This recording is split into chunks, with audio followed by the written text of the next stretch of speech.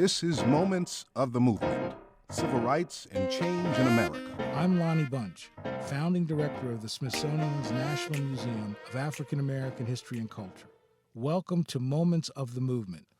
Opinions about the best strategy for winning civil rights for African Americans in the 1950s and 1960s were almost as numerous as the many leaders in the struggle.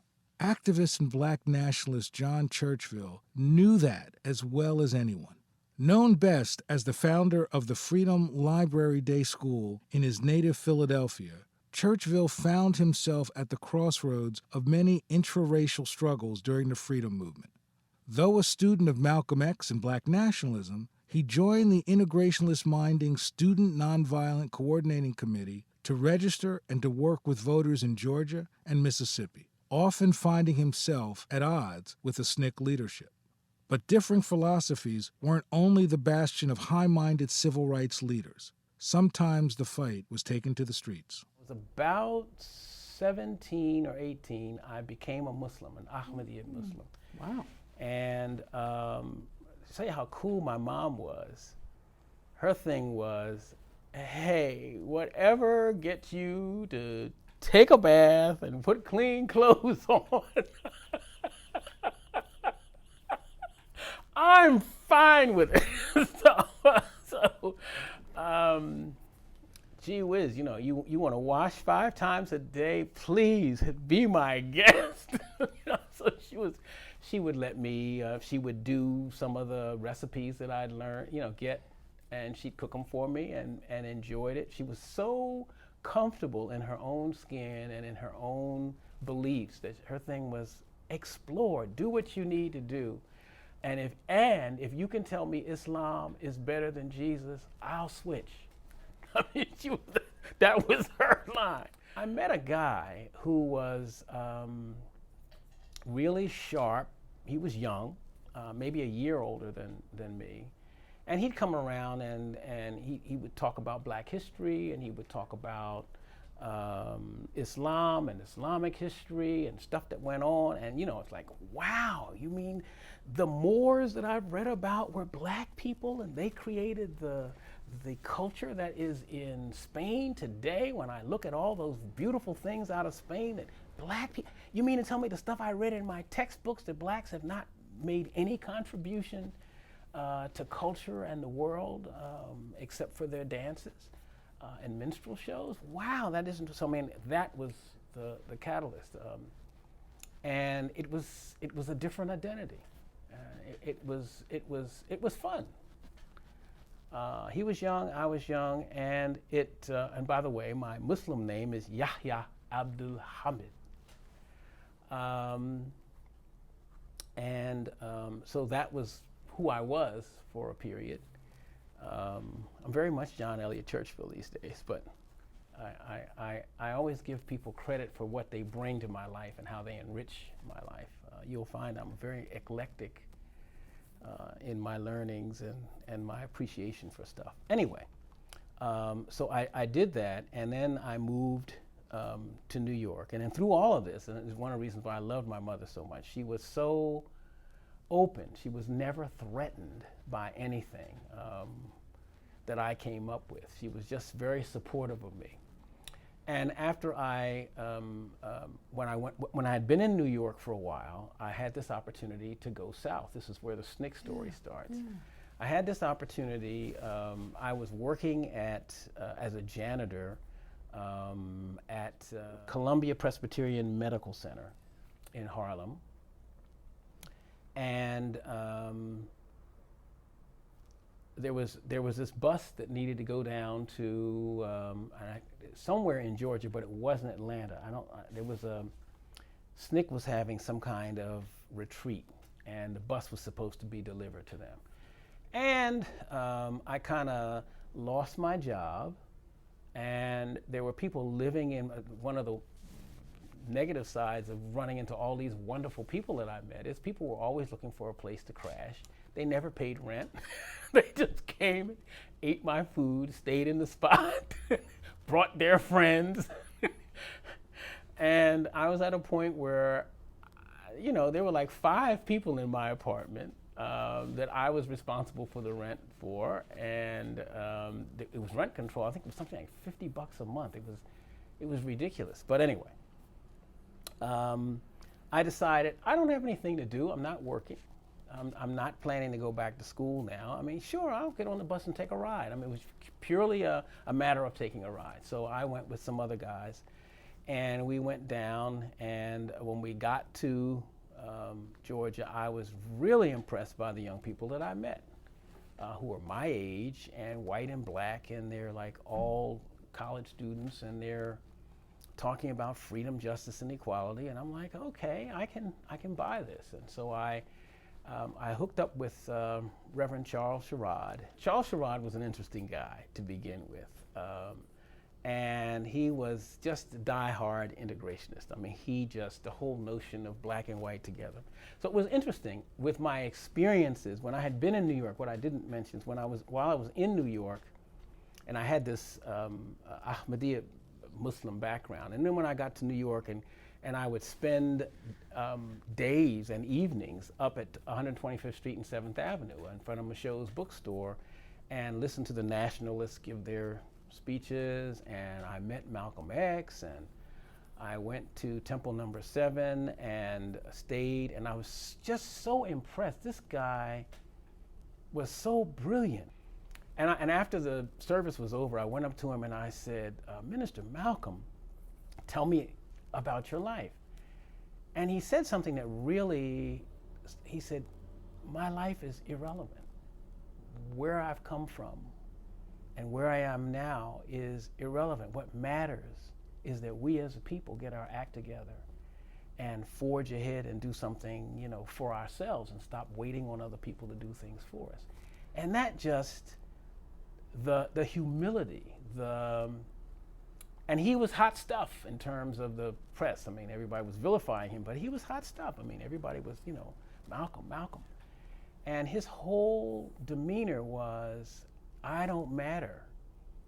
Getting your head straight matters. Getting the rest of our heads together matters. And that just stuck, it just rang in my head. So when I went down to SNCC, I was a black nationalist by the time I went down to SNCC. I had a white partner, and when I went out with my white partner to register people to vote, the black people that we dealt with would always look to the white partner because they were dealing with the power symbol.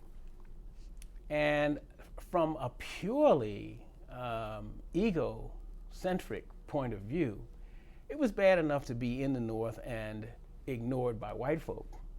And it was just intolerable to be ignored by my own folk. I mean, I couldn't take it. So I went back to Charles Sherrod. I said, look, man, I need a black partner. I don't want to do this with a white partner. And I had no problem. This was not personal, it was business. I mean, I loved every person that I met in SNCC. It wasn't that, it was that I needed to work with a black partner, and I believed that I had a way of getting more young black people to register to vote. And so Sherrod came up with this deal. If you can get more people, I'll let you do that, but if you can't register more people than you can with the partner that I gave you, you gotta go back. I said, fine, I'll do that. So I got a black partner, and that's when we started working in Americas. And at the time, this is really fun stuff here. At the time, there was, if you can believe this, there was a gang war going on in Americus, Georgia. I mean, we're trying to register people to vote, and in the black community, you got these two teenage black gangs at war. And I just went in the middle of a gang fight and started screaming and hollering, you dumb, bleh. And they just stopped. I said, this is what white folks want you to do. Why are you doing this? We're here to help you to register so you can get some power for real. Stop fighting each other. They stopped gang warring. We were able to recruit them to first register themselves and then to negotiate a peace treaty and help us go out and recruit people to register and vote.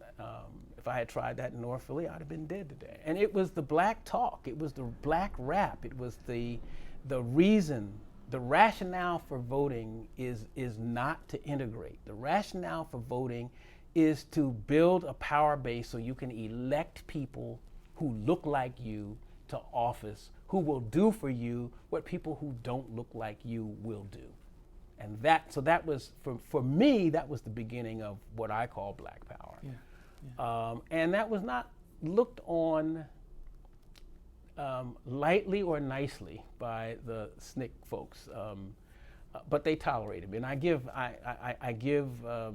Charlie Sherrod a great deal of respect for putting up with me, given his own views. And I think that, and he was always, he said, you're rebelling. As far as I was concerned, Martin was, he was too easy, he was too light, he was not on point. Well, part of my anger, which I picked up from SNCC folks, was here we are in Albany trying to clean up after his mess. He wouldn't even stay because it wasn't working. SNCC stayed and continued to try to work when the cameras weren't there. And so that was a source of in fact, it was for me, in fact, I have to admit that it was only at his death that I was wondering why I was mourning so much, because I always held against him. I had issues with him about Mississippi Freedom Democratic Party and the role that he played in trying to get them to line up to the Democratic Party and not let them do what they needed to do. So, so I had real issues. It was only at his death that I said, oh God, this was my brother. And I may disagree with his tactics, but, unfortunately, I got to respect him after his demise, but had very little respect for him prior to it. When we started, we were just collecting books by and about Black people and beginning to put them up in the library. And then we had Wednesday night history classes, and we'd have adults. And Wednesday nights were fun because we would get people from the bar next door. And what was wonderful is I began to look at people differently. All my life, people who hung out, in my mind, people who hung out in the bars were drunkards, whatever. And this is, of course, before, I believe it was before Cheers was on the air. So I learned before Cheers came on that people really like bars because everybody knows their name. And so when we had our Black History lectures, people from the bar would come over and would share their knowledge. I mean, you can't tell based on who knows what. And so sometimes I would have done my homework and my research and I'd begin to hold forth. And guy from the bar next door would say, no, that didn't happen until 1875. This is what happened, bang. And he starts talking. And then the other people would chime in, oh yes, well that was, have you read such and such, John? No, I haven't. Well, I'm gonna bring it to you next week. Before you talk to us again about this, you need to read that. And so it was a wonderful,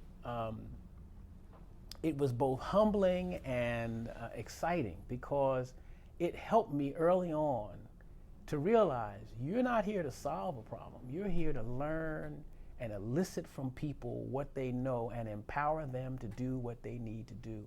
And so your job is to provide an opportunity and take that same opportunity yourself to learn where people's heads are, to appreciate them, to encourage them. And so I learned so much from those early sessions, which were really booked as, I'm going to teach you Black history. That's how I started. And it got to be, let's talk about Black history and let's hope I can learn some along the way.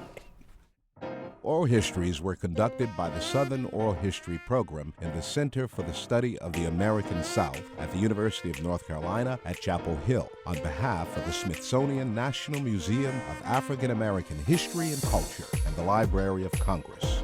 Moments of the Movement, Civil Rights, and Change in America comes to you from New Visions, New Voices. expanding the American conversation because it's time to hear the difference. With support from the Corporation for Public Broadcasting. Visit us online at newvisionsnewvoices.org.